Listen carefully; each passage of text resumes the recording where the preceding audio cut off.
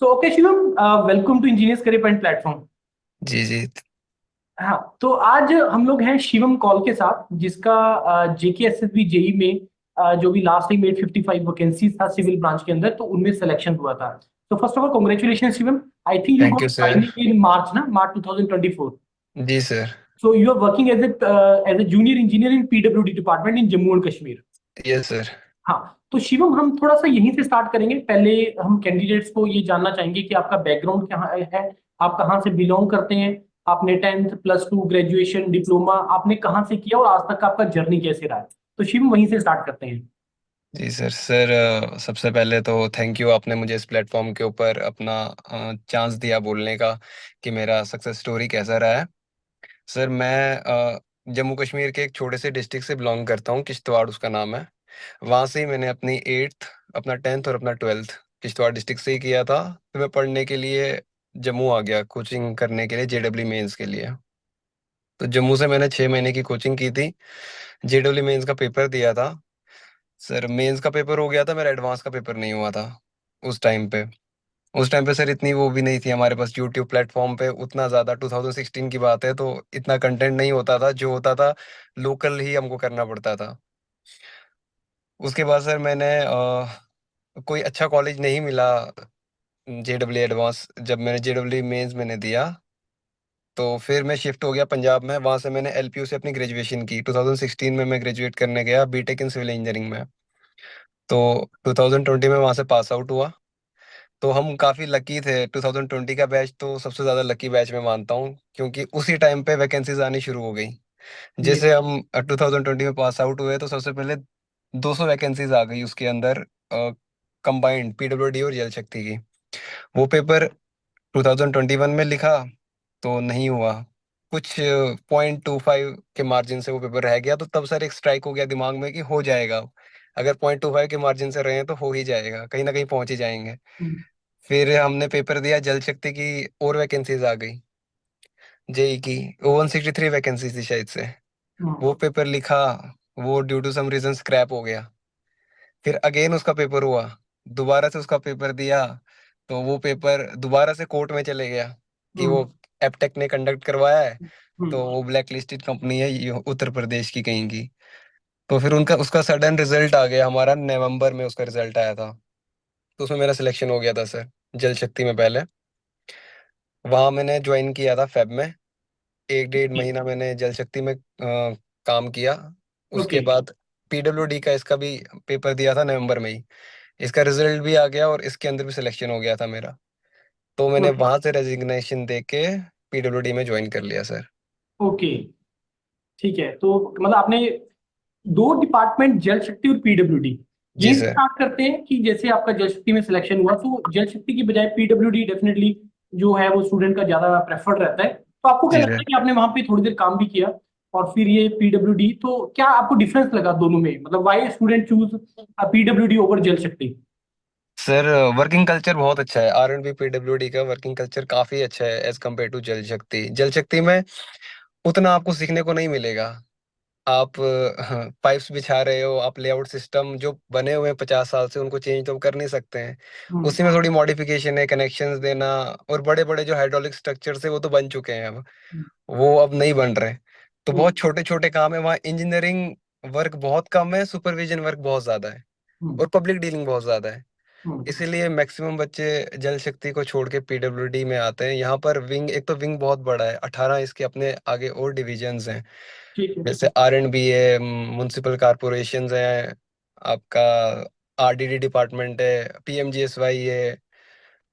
तो इस वजह से सर यहाँ पर बच्चे ज्यादा प्रेफर करते हैं जल इसमें शक्ति। लर्निंग को बहुत ज्यादा है इसमें पीडब्ल्यूडी में। हाँ, इसमें और नए लर्निंग नए बहुत है। नए नए प्रोजेक्ट्स आते रहते हैं, नई नई कंस्ट्रक्शन होती रहती है, चलता जी रहता सर। जी है। ये सर। तो वैसे भी जिस हिसाब से पॉपुलेशन ग्रो कर रहा है, ये तो वैसे भी कंस्ट्रक्शन और ये जो रुकने वाला इंफ्रास्ट्रक्चर है, नहीं। ये जी बहुत सर। बड़ी रिक्वायरमेंट है और बहुत बड़ा चैलेंज भी है इस जी कंट्री सर। के लिए, मेरे को लग रहा है। जी सर। हाँ। जीडीपी के लिए मैक्सिमम इंफ्रास्ट्रक्चर ही डेवलपमेंट में हेल्प करता है, तो इसीलिए पीडब्ल्यूडी डिपार्टमेंट को सारे चूज कर रहे हैं इस टाइम पे। ठीक है। तो इसमें क्या रहता है, ज्यादा रोल्स एंड रिस्पॉन्सिबिलिटीज किस तरह की रहती हैं आपकी? जैसे अभी आपको काफी देर हो गई है काम करते हुए, तो क्या रोल्स एंड रिस्पॉन्सिबिलिटीज होता है यहाँ पे? सर अभी तो मैं पीडब्ल्यूडी के साथ डेपुटेशन पे हूँ जम्मू म्युनिसिपल कारपोरेशन में। तो म्युनिसिपैलिटी में अर्बन जम्मू में जितने भी काम हो रहे हैं, आपका लेन ड्रेन का काम हो रहा है या आपका प्रीमिक्सिंग का काम हो रहा है, वो सारा म्युनिसिपैलिटी देख रहा है इस टाइम पे। हम्म। तो मैं और पब्लिक डीलिंग भी इसके अंदर काफी ज्यादा है। जैसे हमको सर आज किसी ने मुझे ग्रेवियंस दे दी कि उसके जहाँ उसकी लोकेलिटी है वहां पर रोड का कंडीशन अच्छा नहीं है। तो विद इन 2-3 डेज हमको एस्टीमेट बनाकर उसको सबमिट कर कर उसका काम करवा देना पड़ता है। तो एक फास्ट ट्रैक कंस्ट्रक्शंस भी है इसके अंदर, और प्रेशर भी बहुत ज्यादा है, जिसकी वजह से सीखने को बहुत ज्यादा चीजें मिल रही हैं यहाँ पर। ओके। जी sir. That is good, that is good. अब थोड़ा सा और पीछे की तरफ चलते हैं शिवम, प्रिपरेशन के बारे में। जी जैसे सर। आपने वैसे बोला कि आप बहुत लकी हैं कि 2020 में आप पास आउट हुए और इमीडिएटली लॉकडाउन, सॉरी, इमीडिएटली आपकी वैकेंसीज आना स्टार्ट हुआ। जी जी सर। तो ठीक है, वो सिविल इंजीनियर वैसे भी, जो मैंने देखा है कि सिविल इंजीनियरिंग जो कैंडिडेट चूज करता है, बच्चा चूज करता है, उस पे बहुत बड़ा रीजन उसके पीछे गवर्नमेंट जॉब होता है। तो जी सर। आपका भी था ऐसा, मतलब सिविल इंजीनियरिंग चूज करने के पीछे कि मेरे को गवर्नमेंट जॉब में जाना है, और वाई गवर्नमेंट जॉब की तरफ ही क्यों? सर, जब मैं इंजीनियरिंग करने गया था तो मेरे सबसे पहला मोटिव था कि जो मेरे पापा थे वो खुद पीएमजीएसवाई से एक्स रिटायर्ड थे। ओके। तो वो फैमिली, वो पीछे से ही था कि मुझे भी सिविल इंजीनियरिंग ही चूज करनी है और इसी लाइन में आना है। ओके। मगर ऐसा नहीं था कि गवर्नमेंट जॉब ही करनी है। हम्म। पहला ऐसा था कि इंजीनियरिंग करनी है, गेट करना है, गेट के बाद किसी आईआईटी से एमटेक करना है, तो उसके बाद ओके। गवर्नमेंट जॉब में आज देखेंगे क्या करना है। इतना फोकस नहीं था या इतना कोई सोचा नहीं था। गुड तो गुड। फिर गेट जब दिया सर तो गेट हो गया। गेट में भी अच्छा रैंक, काफी अच्छा रैंक आया था सर। तो मगर तब सोच में यह आ गई कि अगर एमटेक भी कर लेते हैं तो एमटेक करने के बाद भी अल्टीमेट एम तो जॉब ही होता है इंसान का। तो उससे हम्म। अच्छा इस टाइम पे स्टेट में जो वैकेंसीज आ रही है तो प्रिपरेशन कर लेते हैं, देखते हैं अगर हो गया तो अच्छा है, नहीं तो गेट स्कोर 3 साल के लिए भी वैलिड होता है। एमटेक कर हम्म। लेंगे, एमटेक कहाँ भागे जा रहा है। तो हम्म। पेपर दिया तो हो गया सर। तो ज्वाइन कर लिया, ऐसा कुछ था नहीं कि गवर्नमेंट जॉब ही करनी है। ओके। ओके। अच्छा, जैसे आपका बीटेक है अपना शिवम, तो आपने 2020 के बाद आई थिंक 2 या 3 एग्जाम हुए हैं असिस्टेंट इंजीनियर के भी, जेके पीएससी के लिए। जी सर, उनमें से एक पेपर तो दिया नहीं था मैंने, 2 पेपर ओके। दिए थे। ठीक है। एक पेपर के अंदर सर हो गया था, रिटर्न तक पहुंच गए थे, एक पेपर में रिटर्न नहीं हुआ था। ठीक है। 2 क्वेश्चन है मेरे यहाँ पे शिवम। जैसे सर। हम लोग बच्चों को बताते हैं कि थोड़ा जेके एसएसबी जेई का जो पैटर्न है वो थोड़ा सा डिफरेंट है अदर एग्जाम से। जो एसएससी जेई हो गया या अदर स्टेट के जेई एग्जामिनेशन से थोड़ा डिफरेंट है। खास करके ये जो पिछले 2-3 एग्जाम्स हुए, इन्होंने काफी अच्छे लेवल का क्वेश्चन भी पूछे हैं। तो कैसे आप बोलते, मतलब आप इसको जस्टिफाई करेंगे कि थोड़ा डिफरेंस कहाँ पे है जेके एसएसबी जेई वर्सेज अगर मैं एसएससी जेई करूँ या अदर स्टेट जेई करें, तो कहाँ पे डिफरेंस आ जाता है लेवल ऑफ प्रिपरेशन के अंदर? सर, जो पुराने पेपर्स हम देख रहे थे ना, जेकेएसएसबी के भी बहुत बेसिक क्वेश्चंस आ रहे थे। 3-4 बुक्स, स्टैंडर्ड बुक्स थी, मेरे को नाम याद नहीं है, अघोर करके एक बुक आती थी हम्म। एमसीक्यूज की, और हम्म। एक आती थी गुप्ता एंड गुप्ता करके।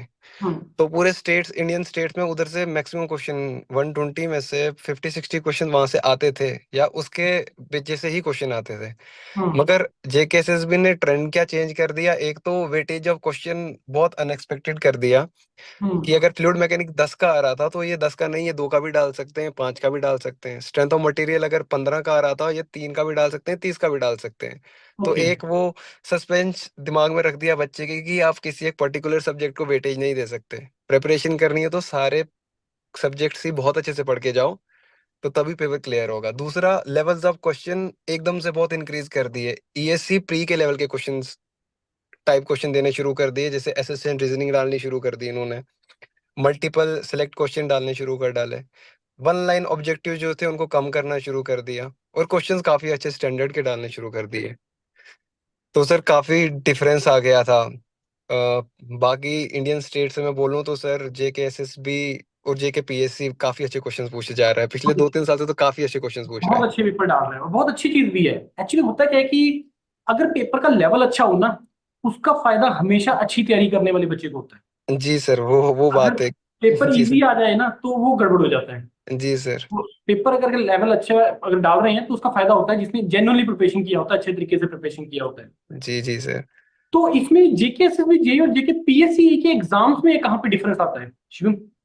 सर पीएससी को ज्यादा डिफरेंस नहीं है, बस पीएससी में ये है कि पीएससी एक तो एक ट्रेंड उसका चल रहा है कि जैसे वो वाटर्स के सब्जेक्ट को बहुत वेटेज दे रहा है, fluid mechanics, environmental engineering, irrigation, hydrology, ये सारा मिला के आपके 50 मार्क्स बन जाते हैं। 120 में से 50 क्वेश्चंस यहाँ से आते ही आते हैं। और दूसरा, पीएससी ऑब्जेक्टिव में भी न्यूमेरिकल्स को ज्यादा टारगेट कर रहा है। आपके पेपर के अंदर आपको 40 से 45 न्यूमेरिकल्स मिल जाएंगे। हम्म। जेकेएसएसबी में ऐसा नहीं है सर, न्यूमेरिकल्स आपको 17 या 16 ही मिलेंगे, बाकी आपको ऑब्जेक्टिव ही मिलेगा। तो डिफरेंस सिर्फ क्वेश्चन सेटिंग में, बाकी लेवल दोनों का सेम है सर। लेवल दोनों का सेम है, तो लेवल दोनों का प्रिपरेशन का सेम है। लेवल आपको अच्छा करना ही हाँ, पड़ेगा। प्रिपरेशन जेई लेवल की भी आपकी पीएससी लेवल की होनी चाहिए, और पीएससी लेवल के लिए ईएससी लेवल की होनी चाहिए। हाँ, प्रिपरेशन लेवल, और इसमें मेरे को ईएससी के क्वेश्चन काफी इंपॉर्टेंट भी है, जेई और ई दोनों की प्रिपरेशन के लिए। जी सर, दोनों के लिए बहुत ज्यादा इंपॉर्टेंट है। पीवाई क्यूज तो बहुत ज्यादा इंपॉर्टेंट है इंजीनियरिंग सर्विसेज के। तो अच्छा, जैसे अब स्टूडेंट्स प्रिपरेशन स्टार्ट करेंगे, बहुत सारा स्टूडेंट ऐसा है जो प्रिपरेशन जस्ट स्टार्ट करेंगे, और बहुत सारा स्टूडेंट ऐसा भी है जो प्रिपरेशन पिछली बार भी एग्जाम दिया 855 का, मैं देख रहा था जो इन्होंने रिजल्ट रिलीज किया, तो 23,000 student I think nearby जी जी जी अपीयर हुए सर। थे इसके अंदर, विच जी इज जी अ सर। Very big number. जी मतलब सर। कंपटीशन बहुत ह्यूज है जम्मू और कश्मीर के अंदर। जी सर, काफी क्योंकि ज्यादा कंपटीशन है। मैं बताऊं, पंजाब में अभी पेपर हुआ है अराउंड 350-400 वैकेंसीज के पीछे अराउंड 5,000 बच्चों ने पेपर दिया है जूनियर इंजीनियर के लिए, ओनली 5,000। जी ऑल्दो सर। उसके पीछे रीजन और भी है कि जो स्टूडेंट्स है थोड़ा अब्रॉड की तरफ ज्यादा मूव करते हैं, बट स्टिल कम्पीट तो यहाँ पे भी करना है। लेकिन जम्मू जी सर। कश्मीर का जैसे आपने बोला कि इसका जो पेपर का लेवल है वो अलग ही है, बाकी किसी स्टेट से मैच नहीं कर सकता। नहीं नहीं हम भी करता सर। हम भी हर स्टेट से करते हैं, लेकिन इसका लेवल मैच नहीं करता। तो नहीं आपको क्या सर। लगता है कि स्टूडेंट को मतलब प्रिपरेशन जब इसका स्टार्ट कर रहा है जम्मू कश्मीर के लिए, तो कहाँ पे डिफरेंस बच्चे को क्रिएट करना होता है, मतलब कहाँ पे डिफरेंस है? मतलब एक बच्चा एसएससी जेई की तैयारी कर रहा है और एक जेकेएसएसबी जेई की तैयारी कर रहा है, तो कहाँ पे डिफरेंस आएगा उसका? और प्रीवियस ईयर क्वेश्चन का कितना का रोल है जेकेएसएसबी के एग्जाम की तैयारी के लिए या जेके पीएससी की तैयारी के लिए? सर अब तो मैं देख रहा हूँ कि अगर एसएससी जेई का भी ट्रेंड आप देखोगे, मैंने पेपर कभी दिया नहीं उसका, लेकिन मैंने पीवाई क्यूज उसके भी देखे थे।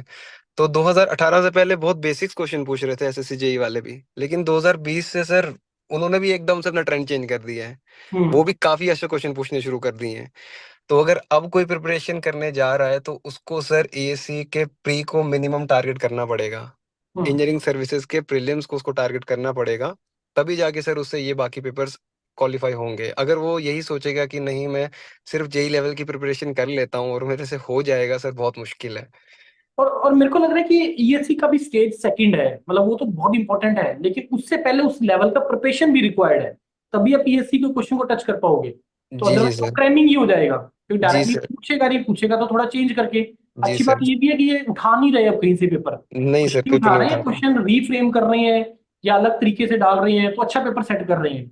जी तो सर। प्रिपरेशन का लेवल बच्चे को जो है अपना अकॉर्डिंगली करना ही पड़ेगा। जी सर। सर तो जब कोई स्टार्ट कर रहा है ना, तो अगर टाइम स्पेन तो बहुत ज्यादा है, अगर उसके पास टाइम काफी ज्यादा है तैयारी करने के लिए, तो उसको स्टैंडर्ड बुक से पढ़ना चाहिए। एक बार दो बार कम से कम स्टैंडर्ड बुक्स उसको पढ़नी चाहिए। हम्म। और अगर टाइम स्पेन कम है तो किसी अच्छे कोचिंग इंस्टीट्यूट के शॉर्ट मटेरियल जो होते हैं, शॉर्ट तो नहीं होते हैं, काफी अच्छे होते हैं उनके भी, उनको मल्टीपल रिवीजन करनी है, 15 बार, 20 बार, 25 बार। और मल्टीपल रिसोर्सेज की तरफ नहीं जाना कि मुझे ये भी पढ़ना, मुझे ये भी पढ़ना, मुझे ये भी पढ़ना। कोई एक छोटी चीज, छोटी किताब उठा ले, जैसे स्ट्रेंथ ऑफ मटेरियल की कोई बुक उठा दी, उसको 15 बार, 20 बार भी अगर एक बच्चा रिवाइज कर जाता है, तो सर कंसेप्ट क्लियरिटी आस्ता आस्ता आस्ता टाइम के साथ आनी शुरू हो जाती है। सब्जेक्ट हम्म। के ऊपर होल्ड आना शुरू होता ही है सर मल्टीपल रिवीजन से, और रिवीजन के बाद क्वेश्चन लगाने से, फिर उन क्वेश्चनों का भी रिवीजन करने से। हम्म। बिल्कुल, क्वेश्चन प्रैक्टिस तो है ही है। अच्छा, कितने परसेंटेज ऑफ क्वेश्चन रेलेवेंट है इंजीनियरिंग सर्विसेज के इन एग्जाम की प्रिपरेशन के लिए, जेकेएसएसबी जेई या जेकेपीएससी के? क्या सारे रेलेवेंट है या कुछ परसेंटेज 50-60 वो रेलेवेंट है इस एग्जाम के लिए?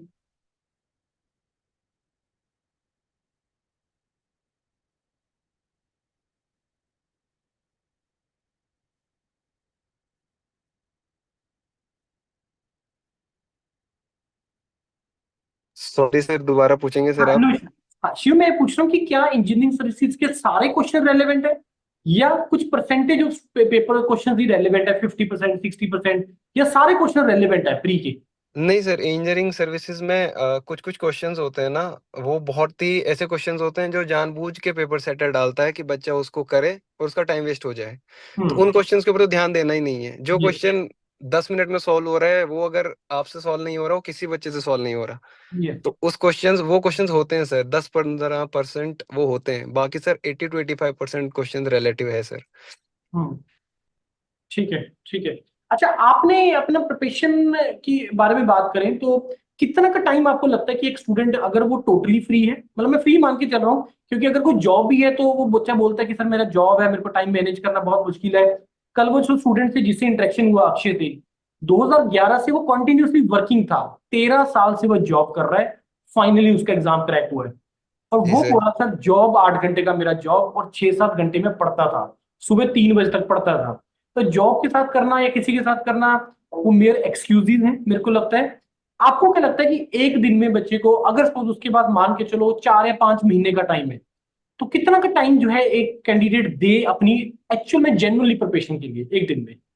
सर मैं तो अभी बोलूंगा कि जिस लेवल का कंपटीशन है तो 12, 14, 15, 16 घंटे जितना बोलो सर वो भी कम है। वो भी कम है जितना वो दिया जाए। वो भी कम है सर, क्योंकि कवर ही नहीं हो पाएगा 4, 5, 6 महीने में। तो इतना सिलेबस है और आपको 6 महीने में उस लेवल का होल्ड बनाने में, जो बच्चे 3, 3, 4, आपने खुद बोला सर बच्चे 2011 से तैयारी कर रहे हैं, हम्म।